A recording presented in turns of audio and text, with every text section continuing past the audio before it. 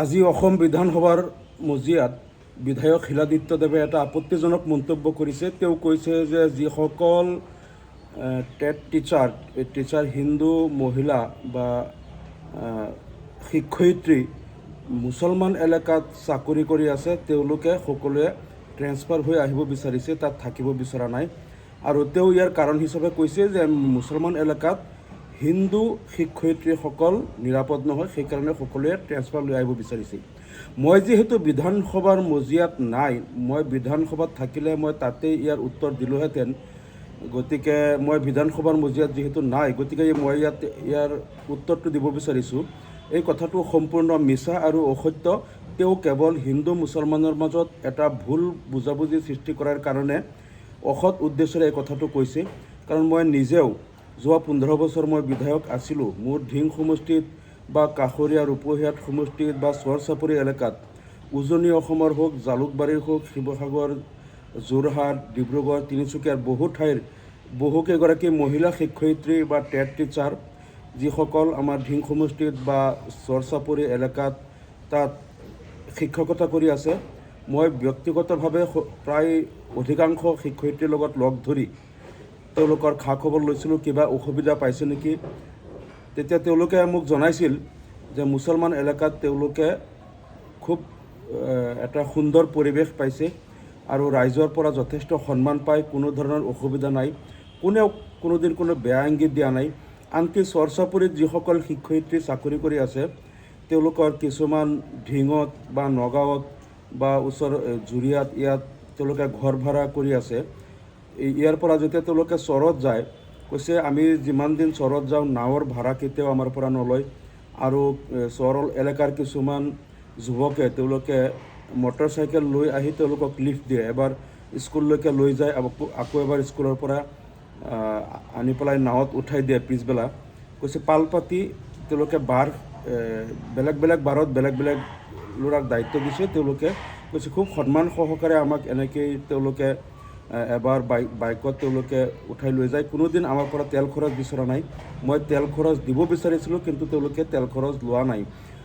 আৰু এগৰাকী শিক্ষয়িত্ৰীয়ে কৈছে যে প্ৰথম যিদিনা মোৰ চাকৰি হৈছিল, মই আগতে শুনি আছিলোঁ যে চৰ চাপৰিবিলাকত জেহাদী উগ্ৰপন্থীৰ আড্ডা, ইয়াত জেহাদীৰ বা সন্ত্ৰাসবাদীৰ প্ৰশিক্ষণ শিবিৰ হয়।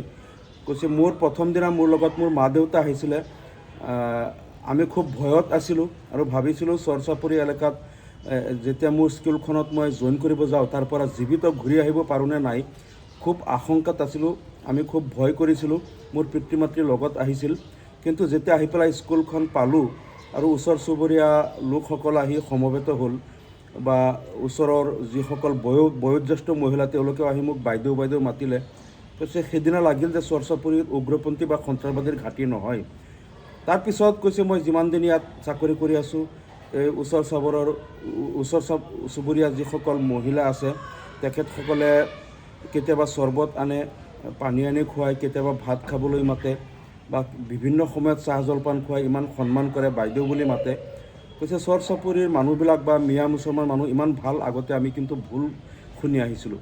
গতিকে মই নিজে বহুকেইগৰাকী শিক্ষয়িত্ৰী যিসকল উজনি অসমৰ বা জালুকবাৰীৰ পৰা আমাৰ ধিং ৰূপহী বা লাহৰীঘাট এলেকাত চৰ চাপৰিত কাম কৰে, তেওঁলোকৰ খবৰ লৈছোঁ।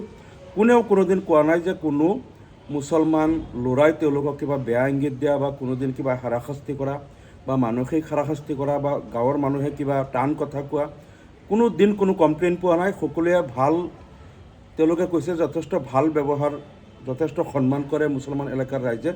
গতিকে শিলাদিত্যদেৱে আজি যিটো কথা অসম বিধানসভাত কৈছে যে মুছলমান এলেকাত থকা মহিলা শিক্ষয়িত্ৰীসকল নিৰাপত্তাহীনতাত ভুগিছে, তেওঁলোক ট্ৰেন্সফাৰ লৈ আহিব বিচাৰিছে, এই কথাটো সম্পূৰ্ণ মিছা। কোনো হিন্দু অসমীয়া ছোৱালী যিসকল শিক্ষয়িত্ৰী হৈ আছে মুছলমান এলেকাত, কোনো নিৰাপত্তাহীনতাত ভোগা নাই বা কোনো ধৰণৰ শাৰীৰিক মানসিক অশান্তি তেওঁলোকে পোৱা নাই। মই আজি বিধানসভাত নাই, থাকিলে মই কিন্তু বিধানসভাৰ মজিয়াতেই ইয়াৰ উত্তৰ মই দিলোঁ হয়।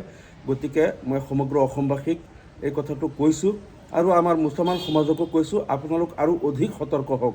আমাৰ মুছলমান এলেকাত যিসকল অসমীয়া হিন্দু ছোৱালীসকল বা ডেকালোৰাসকল যিসকল চাকৰি কৰি আছে তেওঁলোকৰ নিৰাপত্তা আৰু সন্মান মৰ্যাদা ৰক্ষাৰ কাৰণে আপোনালোক আৰু অধিক সচেতন হওক যাতে কোনেও আৰু এনেধৰণৰ প্ৰপাগাণ্ডা বা অপপ্ৰচাৰ চলাব নোৱাৰে সেইকাৰণে মই মুছলমান সমাজৰ প্ৰত্যেকজন লোকক মই আহ্বান জনালোঁ ধন্যবাদ